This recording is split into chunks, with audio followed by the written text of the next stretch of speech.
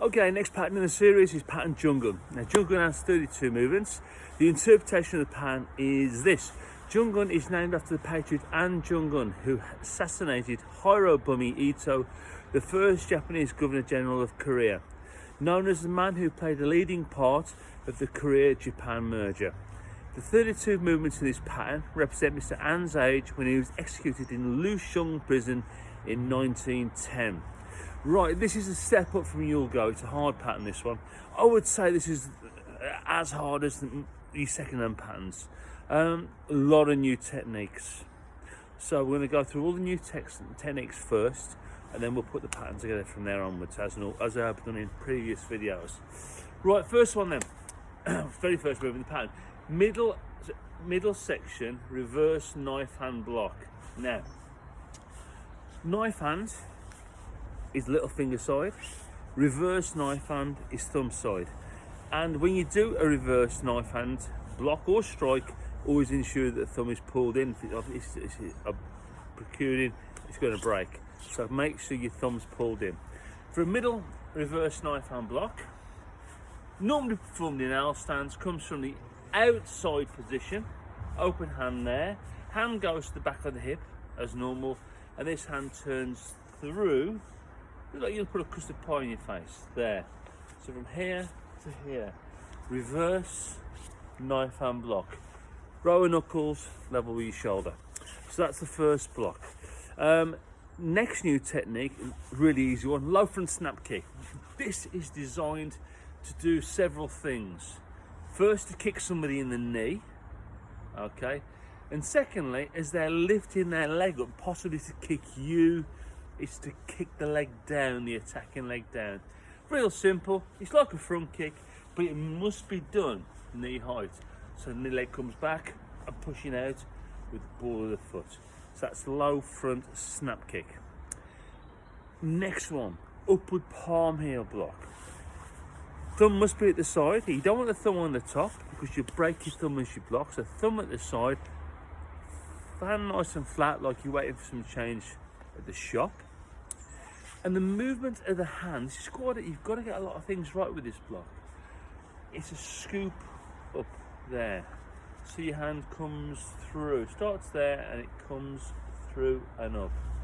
Now when we do this block, we have reaction force. And if you can imagine, in the olden days when you used to go to a shop and they'd weigh things for you, you have like a set of scales of that, okay? And the weight goes down and the weight goes up and you get them level. And your hands work like a set of scales. And what happens is no cross-ready position. Your back arm, your reaction arm, comes over and down onto the hip, and the blocking arm comes under and up against the imaginary attack. So the two things work together. There. See this hand's flat? Scoops through, scoops through. At the same time, when we do this technique, you drop your heel of the back leg down.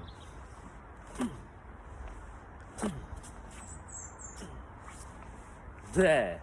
And what that does, that movement of weight, it adds reaction force to the technique, or adding body mass to the technique. So that's your upward palm heel block. Next one, upward elbow strike.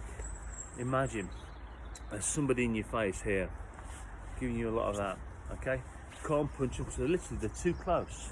So this is where this technique's a very close quarter fight technique. You know what, some moves in Taekwondo are a bit dodgy. I shouldn't really say that, but they are. Would they really work? This one would. It's a good one. I suppose you could use a headbutt in this situation, but this is another way of getting them off. All we're doing, there's the face, you bring your arm up, under, and this point of the chin smashes under their chin. So this point of the elbow goes under their chin. There. Reaction arm, treat like a punch. This comes back to the hip, that comes up. Now you've got to have this arm tight into the head, because your opponent's here, and it's got to come in tight. You can't have your arm out to the side. It looks like you're sunbathing or something like that. I've just noticed on the camera I've got the collar up, absolutely freezing out here today. So upward elbow strike, another move from the pattern. Loads more to go, you know. Right, next one, vertical twin fist punch. It's one of those iffy ones. You're hitting something in the cheekbones here, okay? And if you break the cheek, I've actually had my cheekbone broken, it's not nice. If you have your cheekbone broke on both sides, it can cave to the face. You've heard of the expression, smash somebody's face in. Well, this sort of technique is designed to do it, to break these two bones here, to indent their face, causing a lot of damage, obviously. Finish position is there. Again, you've got to have your hands close together, if that's the cheekbones. Look, my cheekbones are there, so it's really quite close. You don't want to have your hands apart, else the face would be like this big, for it to be in proportion. Movements of the hands, just like you're going to do a punch, the thumbs at the bottom there, and we push the arms forwards, and so your thumb part, or your forefinger, or your little fingers on the bottom, from here to there. So I'm turning my hand through, there. If you're stepping forwards, you just drive the hands through. If you're static, you're not moving, you do a hip twist with a vertical twin fist punch. Next one, twin upset punch. Okay, target area is here, into the kidneys. It really doesn't sound a lot to hit some of the kidneys, but I've been hitting the kidneys, it's done off hurt. What you're going to do is, this is the finish position here, normally performed in the walking stance, and you can see my arms slightly angled up, so I'm going up and under into that body part. The way we do this is a circular motion, and your arm's going to come back, turn, and go through. You can set it like a U shape on the side. Arm comes back, like a push position, turns, and through. And what we do with this is do it at the same time. So a bit like a row in a boat. Arms come back, through. Arms come back, through. Twin upset punch. Next one, X rising block. Now, whichever leg's forwards, that arm's at the front, and the other arm goes on the inside, and that's the finish position. Now, as you can see my face through my arms, and that's the height it wants to be. If my arms are lower, you can now see the top of my head, and what you're doing is you're defending a downward strike to the top of the head, and that's why you bring both arms up. So firstly, back to the wrist facing, a nice X position, sort of centralising the forearms, see through the gap there. If you're going to step forwards, you just punch the arms up with that turn as you do so. If you're static, you put a hip twist in. Whichever leg's at the front, that's arms at the front. That's why we perform X rising block. Okay, pressing block, a bit of a strange one. You've got to imagine, you need to imagine, somebody's kicking you in the privates or in the groin area, and at the same time they're punching you in the solar plexus. So in theory, the attack you're defending against is that. Doubtful, but that's what you're blocking. And it's a move that you do slowly. And the reason you just move slowly, it takes about 3 seconds, is to show the dynamics of the technique. And what that sort of means is your hips, your reaction force, your body movements, all working together to get the optimum amount of power. So you perform the technique slow. It finishes like this. One hand down, that's defended the groin area, or this private, and one hand up. Okay? That's how it finishes. There, like that. Okay? Thumbs at the side, and you're using the palm to block with. How you start this, I'll come back a bit on this one. It's performed in this pattern in low stance. Okay? Which is like a walking stance, there's my walking stance, but half a shoulder width longer. And that's to defend the kick. If I go to a normal walking stance, my hand simply isn't low enough to defend kick to the privates. So that's why we go to low stance. When you do this technique, to show those mechanics of the move, you must do a hip twist. So you can see my back leg is bending out of stance, my front leg is straightening out of stance, and I've turned off angle. And then I slowly roll into the technique, taking around about 3 seconds. Hand positions, no cross. The front arm goes down, a bit like I'm pushing something away or paddling a boat. The back hand goes up like I'm giving a high five. And then you gradually roll through 3 seconds. 1, 2, 3. And there's your finished technique. And as you can see from the camera angle, my hands are in line. If I had some water in my hand there, I could just tip it and it'd drop on the hand below. And that's it. I see people doing it here. We've missed the block. They've got to be in line with the central line of your body. 1, 2, 3. So that's twin palm pressing block. Next one's an easy one, turning punch. A boxer does a hook punch. We can't do a hook punch in Taekwondo because it doesn't really exist, but what they do is there's a similar sort of thing called a turning punch. And in a technical forum, it looks like that. That's the finished position there. Okay, level with your solar plexus, elbow in line with the hand to get the weight of the arm behind. And all you do is bring this hand back like you would on a punch, and this hand comes round to the turning punch there. Normally performed, in this instance, in close stance. Okay, so your feet together. And finally, another a tricky one, U-shaped block. It can sometimes be called a pole block, and it's a bit confusing. U-shaped block in Korean is Digulcha Maki, and pole block is Mongdongi Maki. It's the same block, but with 2 different names. But they're both sort of, it's the way it is. Looks like this. It's performed in a fixed stance, so not in a 50-50% L stance or a fixed stance. Lobbed with the hooking block on your go, you need to make this arc hand on both hands. Top arm comes across the forehead there. As far as you can, get that forwards. You still should be able to see under the forearm, but that's where it needs to be. The bottom arm, keep close to your body, so they're in line. I've got a piece of elastic and I'm stretching it up. And that's the line of the block there. I'll show you from a front line. There, now you can see my hands are in line as well.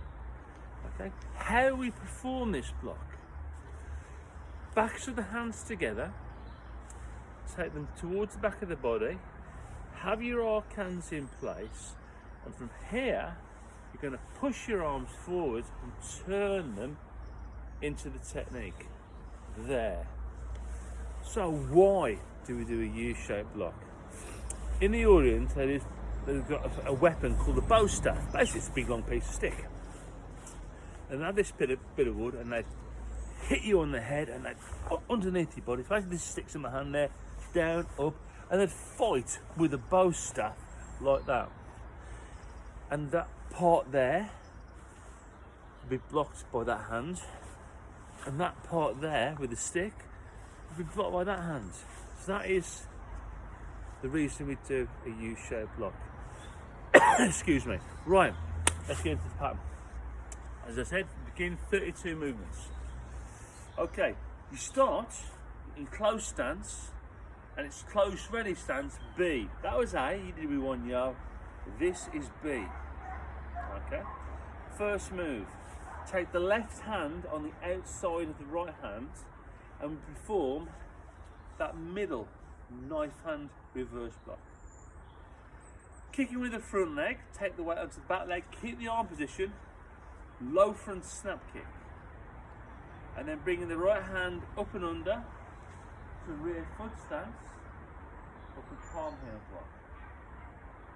Turn, 1/2 turn, into L stance, middle knife hand block, reverse knife hand block, low front snap kick, and then there's this circular motion, upward palm heel block in rear foot stance.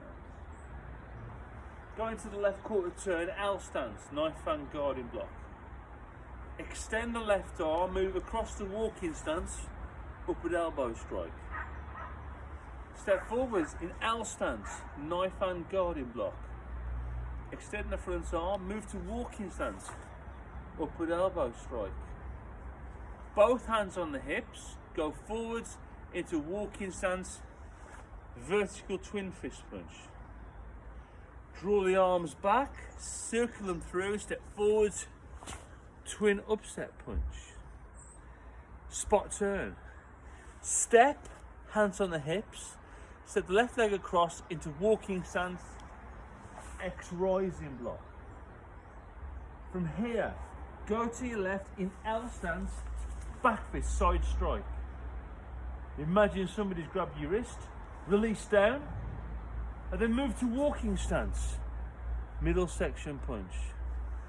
Foot to foot, out to the right, high side back fist strike. Release down, extend and move to walking stance, middle punch. Bring your right leg back, take your left leg out to walking stance, double forearm block. Draw the left leg back, extend the right arm for reaction force, and then go out into L stance, side punch. Kick with your back leg, side kick, walking stance, double forearm block. Draw the right leg back, extend the left arm, and out to L stance, side punch. Kick with the back leg, side kick, L stance, guarding block. Push out and then rotate into low stance. 1, 2, 3 seconds to front pressing block. Forward, forearm guarding block. Step back and rotate. 1, 2, 3 to walking stance, twin palm pressing block. Draw the right leg back, quickly close stance, turning punch, left hand on top of the right, out to fixed stance, U-shaped block, right leg in, right hand on the top, left leg out, fixed stance, U-shaped block to finish pattern Joong. Draw the left leg back, close ready stance, B. Now, as I was going through that pattern, there's a lot of new moves in there. There's one technique, as I explained to you, which is rear foot stance. It looks a stupid move, but actually it has a good purpose. And if you were doing this in free sparring, you'd actually do this, or in street combat. Rear foot points at 90 degrees. Front foot, you can see my feet apart now, around about a fist or so apart. And then all you do is you lift your heel off the floor, so there's 50-50 weight distribution. You should be able to lift my foot off the floor, the foot to the floor is the same. Now it looks a bit silly, but here's the purpose of a rear foot stance. If I push my heel down on the front foot, I can shift back. That's the job of a rear foot stance, is using as a rear escape technique or a back step. Right, so that I've done Joong now by movements with description. I'm now going to perform it in my own time. And again, unlike Wonyo, hopefully I won't slip on the slippy floor. Again, remember when we get back to the dojang, I want to refilm all these again properly in the dojang. But for now, this is just a reference to keep you going through this COVID lockdown. Okay, right, so Joong then. Sujia.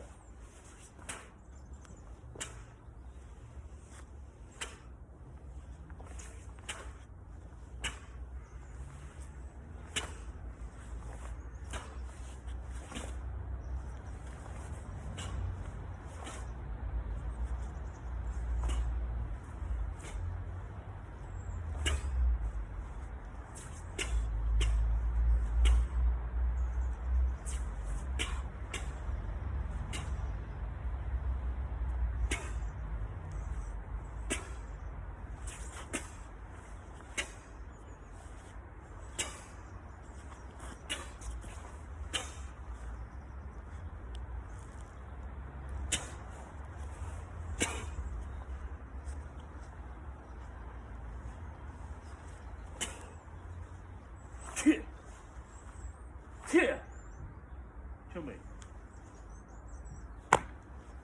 Right, I did a double shake then for some reason. There it is.